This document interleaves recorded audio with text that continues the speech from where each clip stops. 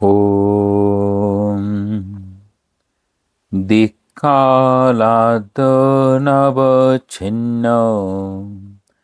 अनन्तचिन्मात्रमूर्तये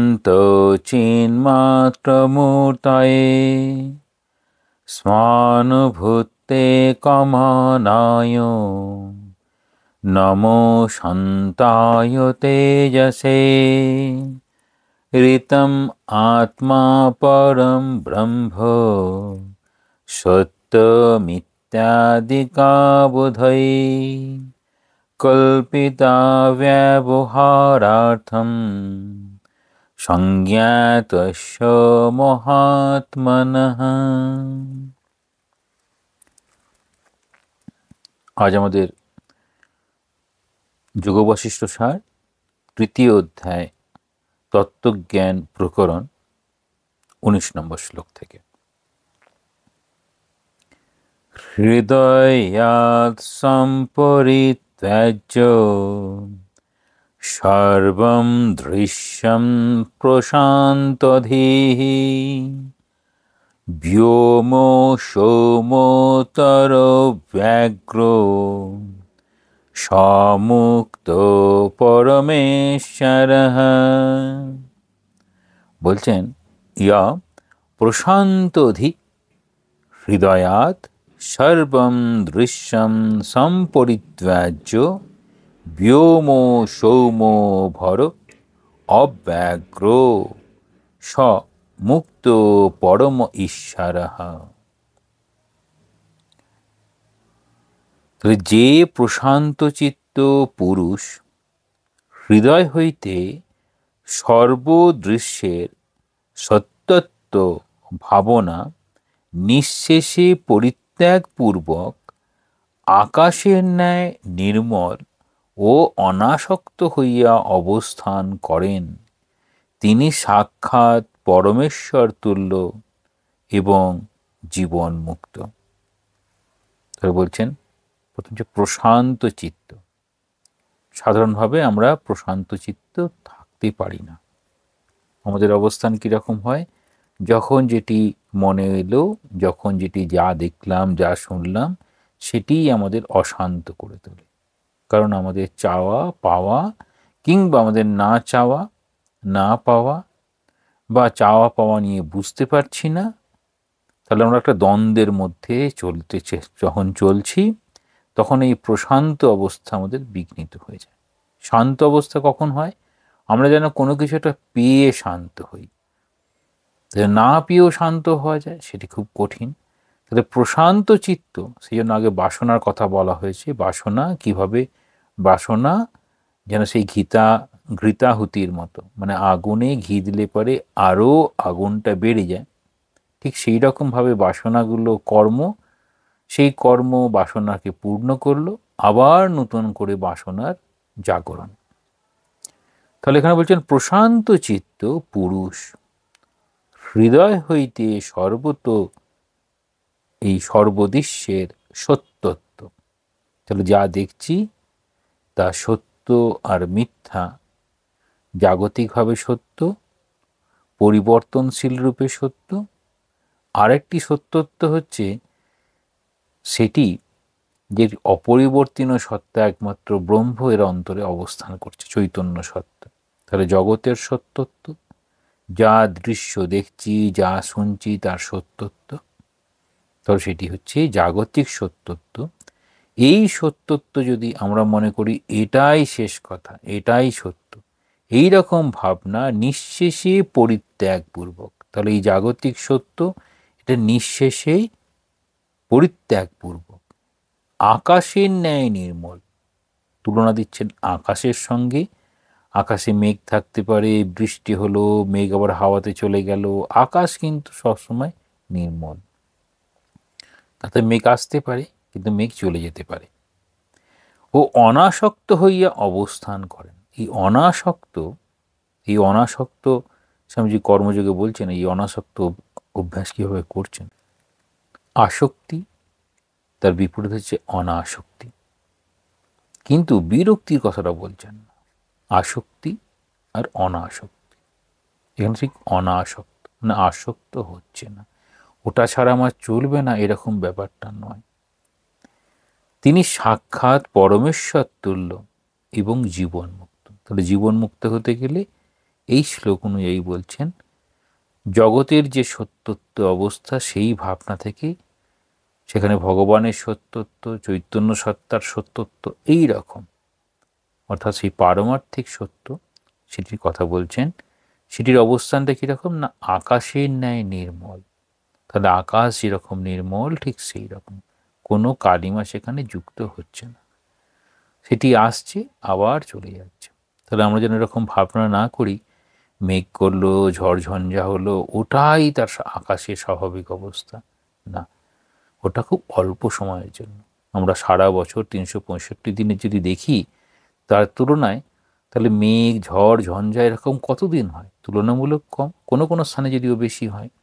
তাহলে বোঝাচ্ছেন আমাদের নির্মল অবস্থা সেটি সবসময় জাগতিক উদাহরণ দিচ্ছেন আকাশের ন্যায় নির্মল আর অনাসক্ত, কাউকে সে ধরে রাখছে না, অনাসক্ত। এবারে যে সত্যত্ব আর ঠিক তার বিপরীত মিথ্যাত্ব, এই সত্যত্ব মিথ্যাত্ব সেটি নিয়ে পঞ্চদশীতে কিরম বল, এই জগতের যে সত্যত্ব আর জগতের মিথ্যাত্ব, তাহলে সত্য ও মিথ্যা দুটোরই ঊর্ধ্বে অবস্থান করেন। সেটি কীরকম না চৈতন্য সত্তা সেটি এই রকম দেখায়, এটা তখন বলা হয় প্রতীতি হয়, প্রাতিভাসিক, যেমন বলছি প্রাতিভাসিক, দড়িটার মধ্যে সাপ দেখা হলো, আসলে সাপ ছিল না, দড়িটাই ছিল, এই রকম। মিথ্যাত্ব বোধপূর্বক, তাহলে মিথ্যাত্ব বোধপূর্বক দ্বৈতের প্রতি একান্ত অবজ্ঞা দৃষ্টি দৃশ্য দ্বৈতের পরিত্যাগের উপায়। তাহলে কি বলছেন যে আমরা যেমন দ্বৈত ভাব দেখছি, দুই দুই দেখছি, এই দুই ভাব দেখার যদি অবজ্ঞা, না দুই আমি দেখবো না, আমি এক দেখার চেষ্টা করব, যেটিকে স্বামী বলছেন ওয়াননেস অফ দ্য ইউনিভার্স, জগতের মধ্যে একত্ব। তবে একত্ব দেখার চেষ্টা করলে তখন এই মিথ্যাত্ব ওটা চলে যাবে।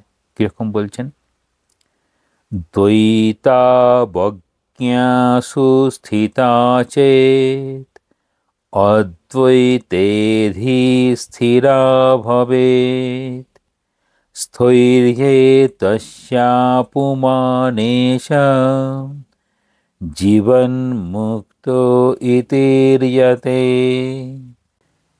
দ্বৈতাবজ্ঞাসু স্থিতা চেত অদ্বৈতেধি স্থিরা ভবেৎ, অর্থাৎ দ্বৈত সেটা অবজ্ঞা, সুস্থিতা চেত, তাহলে দ্বৈতকে অবজ্ঞা করে, সুস্থিতা হচ্ছে অদ্বৈত মানে এক ভাব, ধি স্থিরা ভবেৎ, আমাদের যে ধি আসলে বন বুদ্ধি এই রকম ভাবনা বিচার এসব করে ধি, স্থৈর্যে তস্যাপুমানেশ জীবন্মুক্ত ইরিয়াতে।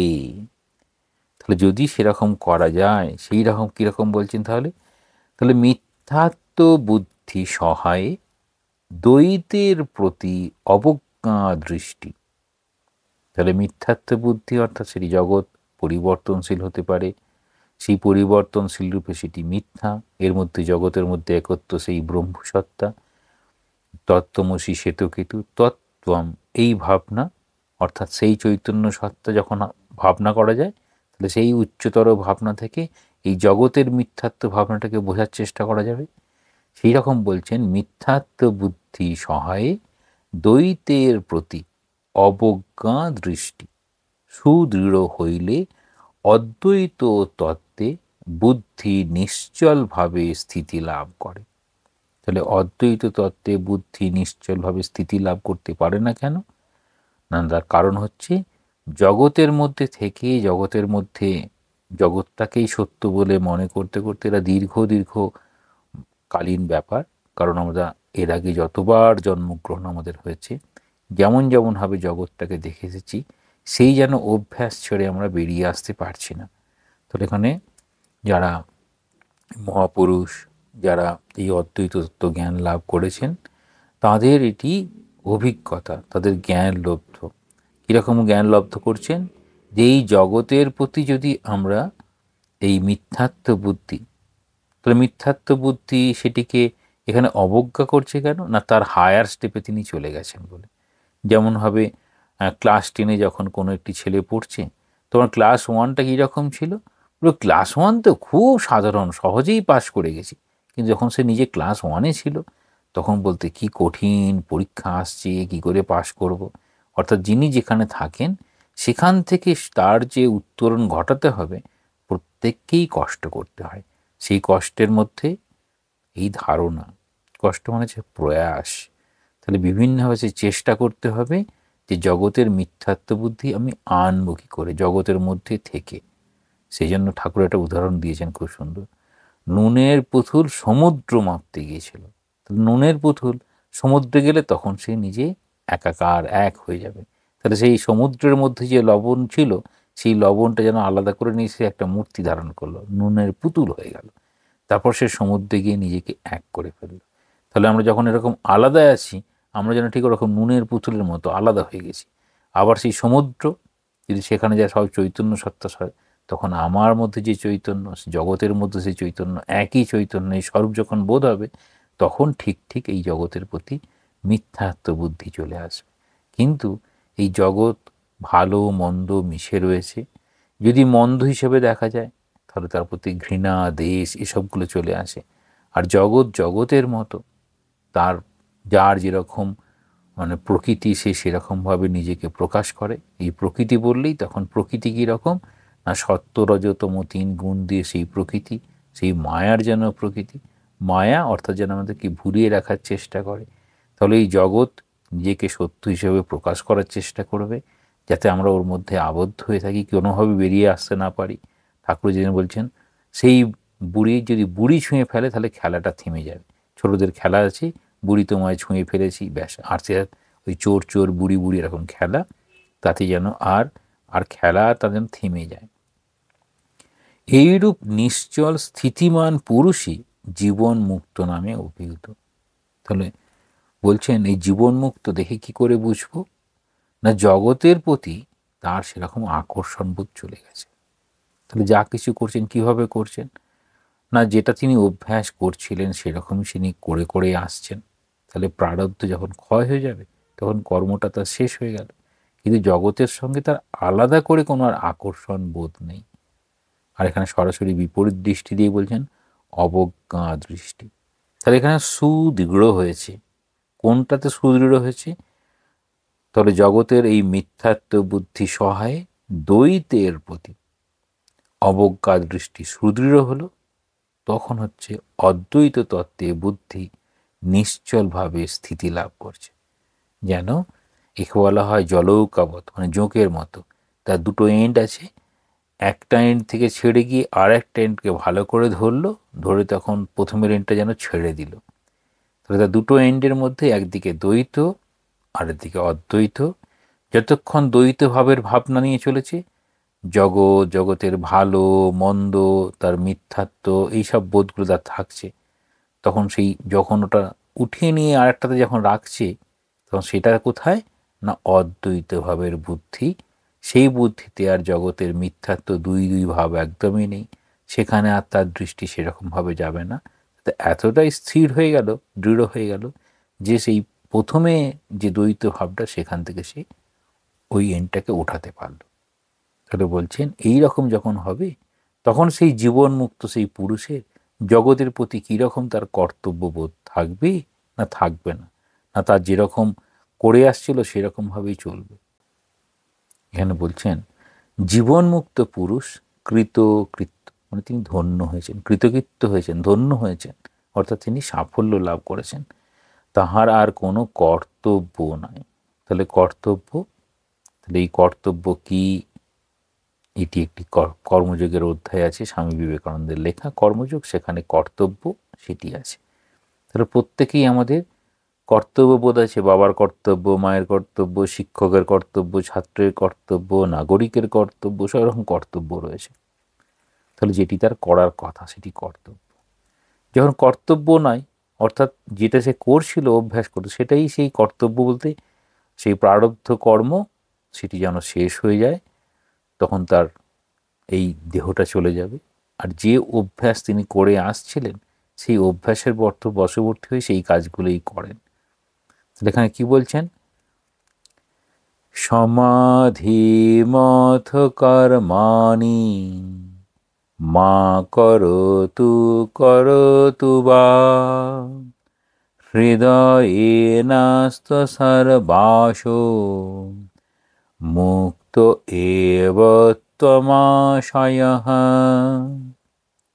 হৃদয়েন অন্তঃ সর্ব আশো উত্তম আশয় সমাধিম করতু বা মা করতু অপকর্মাণি করতু বা মা করতু স মুক্ত এব। বিষয় তৃষ্ণা বিরহিত চিত্ত। তো চিত্ত কিরকম? বিষয় তৃষ্ণা বিরহিত। তাহলে তিনি বিষয়ের প্রতি তৃষ্ণা অর্থাৎ বাসনা বিরহিত চিত্ত। নতুন করে কোনো বাসনা আসছে না। মহামনা তত্ত্বজ্ঞ পুরুষ। তাহলে মহামনা তত্ত্বজ্ঞ পুরুষ কোনো কর্ম বা সমাধি আদি অনুষ্ঠান করুন বা নাই করুন তিনি সর্বথা মুক্ত। তো কি বলতে চাইছেন এখানে? বলতে চাইছেন সমাধি মতো কর্মাণি মা করতু বা হৃদয়েনাস্ত সর্বাস মুক্ত এব তমাশয় মুক্ত এব উত্তম আশয়। তাহলে কি বলছেন এখানে? বিষয় তৃষ্ণা বিরহিত চিত্ত। তাহলে কোনটাকে অতিক্রম করেছেন? না বাসনা থেকে কর্ম বাসনা পূর্ণ হলো, আবার নতুন বাসনা এলো, এই রকম ভাবনা, মানে কর্ম বাসনা আবার কর্ম আবার বাসনা, এই যে চক্র, সেই চক্রতে থেমে গেছে। বাসনাজনিত কর্ম তিনি আর করছেন না। বিষয় তৃষ্ণা বিরহিত চিত্ত। মহামনা, সেই জন্য তাকে বলছেন মহামনা। সাধারণ মানুষ নন, তিনি মহামনা হয়েছেন। তত্ত্বজ্ঞ পুরুষ, তত্ত্বজ্ঞান, তত্ত্বম এর জ্ঞান পেয়েছেন। কোনো কর্ম বা সমাধি আদি অনুষ্ঠান করুন বা নাই করুন তিনি সর্বথা মুক্ত। তাহলে আমরা দেখতে পারি যে কর্ম কত প্রকার বলতে গিয়ে আমাদের বেদান্ত সারের কথা আমরা মাঝে মাঝে ফিরে ফিরে দেখতে পারি। বেদান্ত সারে অদ্ভুতভাবে এই প্রথমের দিকে এই জন্য কর্ম কত রকম এবং সেই কর্মটা কিভাবে করছেন, কিভাবে করে তারপর সেই কর্মের মানে উত্তরণ ঘটছে, আস্তে আস্তে বলছেন কাম্যকর্ম যেটি করা উচিত। এই কাম্যকর্মের ভাব আমাদের প্রত্যেকের মধ্যে থাকে, এটি আমার করা উচিত। এই কাম্যকর্ম আর এটি আমার করা উচিত নয়, সেটা হচ্ছে নিষিদ্ধ কর্ম। তাহলে কর্ম আমি কীরকমভাবে করব, কি করব, সেটি বলছেন বেদান্ত সার পৃষ্ঠা 7 থেকে শুরু হয়েছে কাম্যকর্ম, তারপরে বলছেন নিষিদ্ধ কর্ম, তারপরে বলছেন নিত্য কর্ম, প্রতিদিন যা যা কর্ম করা হয় নিত্য কর্ম। সেখানে নিত্য কর্ম বলতে কি এখানে প্রাচীন ধারণায় সেখানে বলা হবে পঞ্চ মহাযজ্ঞ, সেটি হচ্ছে নিত্য কর্ম। তাতে বলবে ব্রহ্মযজ্ঞ, নৃযজ্ঞ, দৈবযজ্ঞ, পিতৃযজ্ঞ, ভূতযজ্ঞ, এই বিভিন্ন ভাব আছে। ব্রহ্মযজ্ঞ মানে আমি যেন আমার মধ্যে সেই ব্রহ্ম সত্তাটা আছে, ব্রহ্মে বিচরণ করার যে মানে ব্রহ্মচর্য যেমন বলে ব্রহ্মে বিচরণ করেন যিনি, ওই জ্ঞানটি বারবার বিভিন্নভাবে মনটাকে ওইদিকে নিয়ে আসার চেষ্টা করা। নৃযজ্ঞ, নৃ মানে মানুষ, আমি অ্যাটলিস্ট কোথায় থাকবো, আমি দেবতা না হতে পারি কিন্তু মানুষ আমাকে হতেই হবে। স্বামী যেমন বলছেন যে মা আমায় মানুষ করো, স্বদেশ মন্ত্রের শেষে বলছেন প্রার্থনা, মা আমায় মানুষ করো, অ্যাটলিস্ট আমাদের প্রত্যেককে মানুষ হতে হবে। তাহলে মানুষ, এই নৃযজ্ঞ যেন আমার মনুষ্যত্ব বোধ যেন জাগরিত হয়। এই দৈবযজ্ঞ অর্থাৎ আমাদেরকে এই দেবতার জন্য যজ্ঞ করা একরকম বোঝাবে, আর একটা বোঝাবে যে ওই দৈবী গুণগুলো যেন পাওয়ার চেষ্টা করি। এবার পিতৃযজ্ঞ মানে পিতা মাতা যারা আছেন তাদের সেবা করা হয়ে যায়। ভূতযজ্ঞ বিভিন্ন যে প্রাণী, তাহলে আমরা দেখব কোনো না কোনোভাবে আমরা এই 5টি নিত্যকর্ম করে চলেছি। এবার নৈমিত্তিক কোনো একটি কারণকে সামনে রেখে কর্ম, তাহলে নিত্যকর্মের পরেই হবে নিত্য নৈমিত্তিক কর্ম। নিত্যকর্ম, নৈমিত্তিক কর্ম, কোনো কারণ আছে। এবার বিভিন্নভাবে কর্ম করার পর আমাদের যেন ভুল হয়ে গেল কর্ম করে, সেই জন্য প্রায়শ্চিত্ত। বা এখানে বলা হয় যেমন পূজা শেষে ক্ষমা প্রার্থনা করে একটি মন্ত্র আছে যে আমার যদি কোনো ভুল হয়ে থাকে তাহলে আমার ক্ষমা করে দেওয়া হোক। তাহলে এটা প্রার্থনা। কোনো কর্ম করতে গেলেই ভালো মন্দ মিলে কর্ম হয়। কর্ম শুধু তো কেবল রজগুণ দিয়ে হয় না, রজগুণের কর্ম কিন্তু যুক্ত থাকে, কখনো তমগুণ যুক্ত, কখনো সত্যগুণ যুক্ত। এই একটু আধটু ভুল হয়ে গেল তো সেখানে বলা হবে না ঠিক আছে একটু প্রায়শ্চিত্ত। আবার এটি প্রাচীন দিনের ধারণা ছিল, অনেক বেশি বয়স হয়েছে, অনেক কষ্ট পাচ্ছেন, তাহলে হচ্ছে প্রায়শ্চিত্ত করলে বললে তার হয়তো মৃত্যুটা হতে পারে, এই জীবনটা শেষ হতে পারে। তখন একটি প্রাচীন ধারণায় প্রায়শ্চিত্তের ভাবনা ছিল। প্রায়শ্চিত্তের মূল ভাবনা হচ্ছে কর্মের মধ্যে কোনো যদি ভুল হয় সেই জন্য। তারপর উপাসনা, কীরকম ধরনের উপাসনা, নিত্যকর্মের প্রয়োজন কি ছিল, নিত্যাদি কর্মের অবান্তর ফল কি ছিল। তারপর বলেছেন কি কি সাধনা, সাধনা শুরু হলো, সেখানে এই নিত্যকর্মের অবান্তর ফলের পরেই সাধনা, সাধনার পরেই বলা হবে নিত্য আর অনিত্য, অর্থাৎ জগতের সত্য কি, জগতের মিথ্যা কি, এই নিত্য আর অনিত্য বস্তু বিবেক। এরপরে হবে ইহ অমূর্ত ফলভোগ বিরাগ। তারপর কিরম কিরম করে হতে হতে তারপরেই বলবেন একটা সমাধান। এই সমাধানটা আমাদের সবসময় খেয়াল রাখতে হবে। সমাধান বলতে কি বোঝায় না, তখন বলা হবে বেদান্ত স্যারের এখানে বলছেন অনেক জায়গাতেই সমাধান বিষয়ে বলা আছে। নিগৃহে তস্য মনস শ্রবণাদো তদ্গুণ বিষয়ে চ সমাধি সমাধানম। বলছেন নিগৃহীত মনের শ্রবণ প্রভৃতিতে ও তার উপকারক বিষয়ে একাগ্র করাকে সমাধান বলে। তারপর বলবেন কি না, আমাদের এই পাঁচটি ইন্দ্রিয়, জ্ঞানেন্দ্রিয়, শব্দ স্পর্শ রূপ রস গন্ধ, এই পাঁচটি বিষয় থেকে পঞ্চ জ্ঞানেন্দ্রিয়কে গুটিয়ে এনে ঈশ্বর বিষয়ে লাগিয়ে রেখে মনকে একাগ্র করা। তাহলে সব বিষয় থেকে নিয়ে এসে মনটাকে এক জায়গায় নিয়ে আসা, ঈশ্বর লাভের সহায়ক অমান ইত্যাদি সাধনে লাগা। গীতাতে আছে অমানিত্যম অদম্ভিত্যম ইত্যাদি। এই হলো তদ্গুণ বিষয়। এভাবে নিরন্তর ঈশ্বর তত্ত্বে বা আত্মতত্ত্বে, অর্থাৎ সত্য এবং মিথ্যা, এই যে ইহ অমূর্ত ফলভোগ বিরাগ, তারপরে কিরকম বলছে নিত্যানিত্য বস্তু বিবেক, এই করে ঈশ্বর তত্ত্ব, আত্মতত্ত্ব এই দিকেতে মনটাকে নিয়ে আসা। আর অনুগুণ বিষয় মানে অর্থাৎ সাহায্য করে যাগুলো অনুগুণ, সেই বিষয় সম্পর্কে অপরের মত হলো কাছাকাছি কি কি সাহায্য করতে পারে কি, তখন বলবেন শাস্ত্রাদি গ্রন্থ সম্পাদন বা পড়াশোনা, গুরুষ্ঠের সেবা করা, আশ্রমের সেবা করা। তখন বলা হবে এরকম গুরু ইষ্ট এদের সেবা করা, এতে সাহায্য করে। তো এইরকমভাবে মনটাকে ওই রকম নিয়ে যাওয়া সম্ভব হয়। ওই রকম কর্ম করতে করতে অর্থাৎ তিনি সমাধানে পৌঁছেছেন।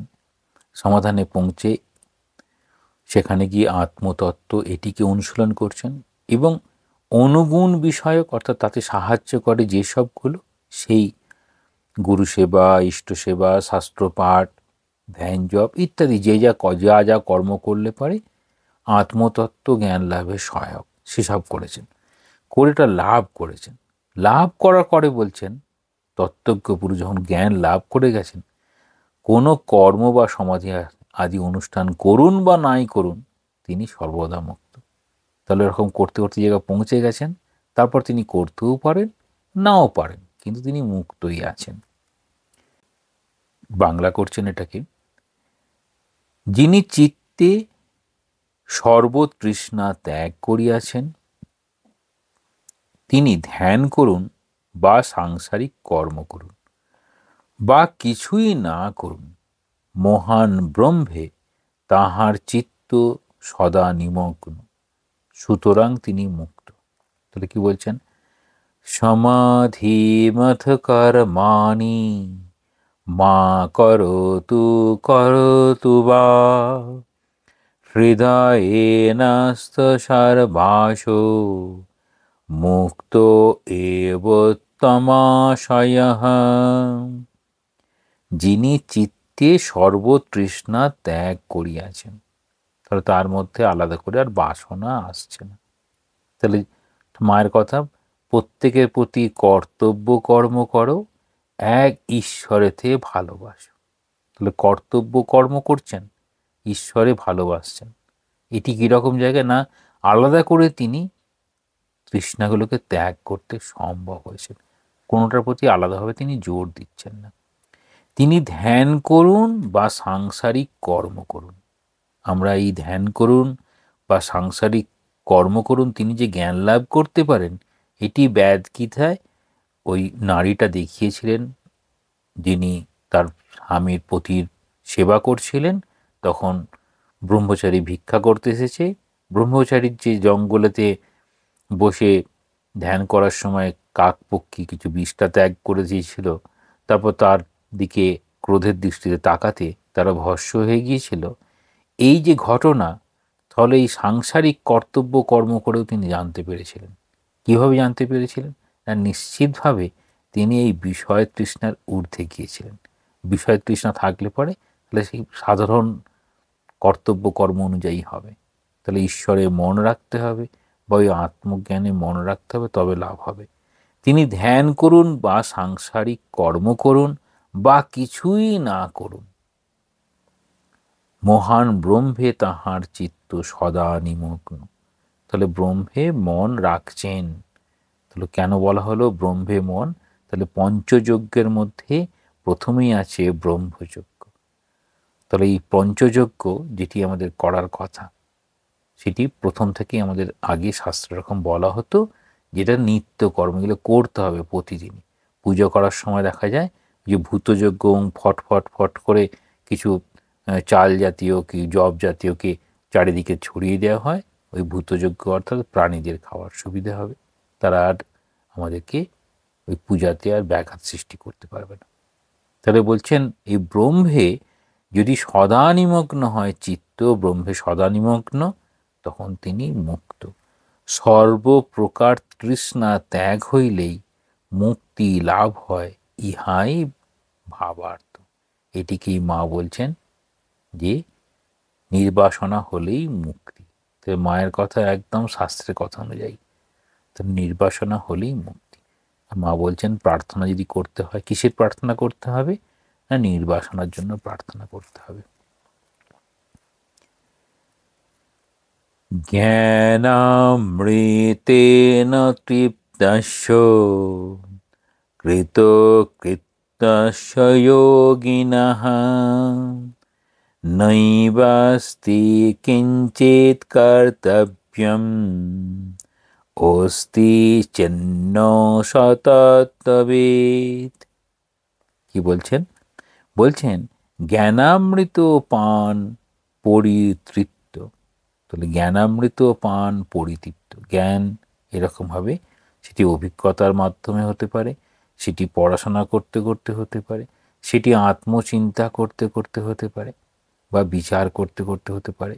কিন্তু জ্ঞানামৃত পান পরিতৃপ্ত, এটি অবস্থা হচ্ছে কৃতকৃত্য, জ্ঞানীর আর কোনো কর্তব্য নাই। সাধারণভাবে আমাদের এটি প্রচলিত কথায় চলে এসেছে যে সন্ন্যাসীর কোনো কর্তব্য কর্ম নাই। কীরকম? যে আমাদের বাকি এই যে ব্রহ্মযজ্ঞ, নৃযজ্ঞ, পিতৃযজ্ঞ, কারণ সেখান থেকে সে চলে এসেছে, তাই জন্য মনে হয় যে তার আর কোনো কর্তব্য কর্ম নেই। তো এইটা প্রাচীন ধারণা ছিল। স্বামীজি দিয়ে আসছেন না, শ্রীরামকৃষ্ণের পুত্রকে না পরত্বয়পি পরকল্যাণ চিকিৎসক, প্রাণত্বয়পি পরকল্যাণ চিকিৎসক। তাহলে অন্যের সেবা করতে হবে। তাহলে কর্ম করব, নিঃস্বার্থ কর্ম করব, এই রকম। তাহলে নিঃস্বার্থ ভাব থাকবে, বাসনা থেকে কর্ম নয়, জ্ঞান থেকে। তাহলে সেখানে কি বলছেন, এই ভুল করে আমরা মনে করি মানুষের সেবা করছি, আসলে আমরা নরনারায়ণের সেবা করছি। তাহলে মানুষের মধ্যে দেবত্ব এটি দেখার চেষ্টা করে, তখন তার প্রতি সেবা। তাহলে তার প্রতি, তার কাছ থেকে চাওয়া পাওয়া নয়, তার প্রতি সেবা। কঠিন ধারণা। এই জ্ঞানামৃত পান পরিতৃপ্ত, কৃতকৃত্য জ্ঞানীর আর কোনো কর্তব্য নাই। তাহলে সেই কর্তব্য যেন নেই। যদি কোনো কর্তব্য আছে বলিয়া তিনি মনে করেন, তবে তিনি তত্ত্বজ্ঞানী নহেন। তাহলে তত্ত্বজ্ঞান তার হয়েছে তা কিন্তু বলা যাবে না, কারণ তিনি ভাবছেন আমার এটি কর্তব্য কর্ম। কিন্তু কোন কর্তব্য কর্ম তিনি বলতে পারেন আমার এটি ইষ্টের প্রতি কর্তব্য কর্ম, আমার গুরুর প্রতি কর্তব্য কর্ম। কিন্তু এই যে জ্ঞানের কথা বলা হচ্ছে, তখন ওই মহাবীর হনুমানের মতো অবস্থা। কখনো তুমি প্রভু আমি দাস, তুমি পূর্ণ আমি অংশ, কখনো আমিই তুমি।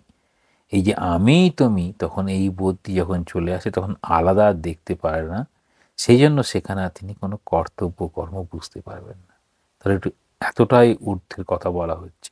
তখন বলা হবে এই বস্তুত এই বন্ধ আর মোক্ষ। তাহলে মনে হবে আমি বদ্ধ ছিলাম, আমি মুক্ত হয়ে গেলাম। তাহলে সেটিকে মনে হয় তখন কল্পনা। আমি ভেবেছিলাম আমি বদ্ধ, কারণ আত্মা হচ্ছে সবসময় চিরমুক্ত।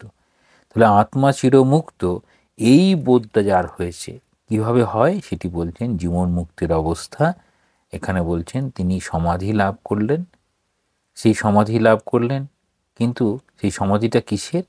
না একসঙ্গে যেন সেই অবস্থায় পৌঁছাচ্ছেন, মানে বোধে বোধ করছেন বলে তিনি আর আলাদা দেখছেন না। তখন জগতের মধ্যে একত্ব দেখছেন, সেই চৈতন্য সত্তা দেখছেন। সেটিকে বলার জন্য এখানে এরকমভাবে প্রকাশ করলেন। তাহলে আমরা দেখলাম এই দুটি শ্লোকের মধ্যে প্রথমটা বলছেন প্রশান্ত চিত্র পুরুষ, অর্থাৎ নারী পুরুষ নির্বিশেষে যখন যিনি জ্ঞানটা লাভ করবেন, যে সর্বদৃশ্যের সত্যত্ব, সত্য মিথ্যা এই যে দুই জ্ঞান, সেটি চলে গিয়ে সেখানে তিনি কি দেখবেন? না আকাশের মতো তিনি হয়েছেন উদার, তিনি অনাসক্ত। শ্রীমা সারদা দেবীর জীবন দেখলে ঠিক এই জিনিসটা পাওয়া যায়। তিনি আকাশের মতো নির্মল। তিনি বলছেন চাঁদের মতো নির্মল, কিন্তু চাঁদে যেমন কলঙ্ক আছে সেরকম যেন না থাকে, এইরকম নির্মলের উদাহরণ শ্রীমা সারদা নিজেকে বলছেন। আর বলছেন এই বাসনা রহিত তিনি ওই অবস্থায় থাকছেন। বলছেন যেমন বজ্রপাত পড়লে সার্সিতে বেশি তার প্রতিফলন হয়, স্বচ্ছতাই তার প্রতিফলন। যখন কয়েকজন বলছিলেন যে রাধু রাধু করে আপনি তো একদম যেন সংসারী হয়ে গেছেন, মা বলছেন না তা নয়, মায়ের জীবন দিয়ে তা দেখাচ্ছেন তা নয়।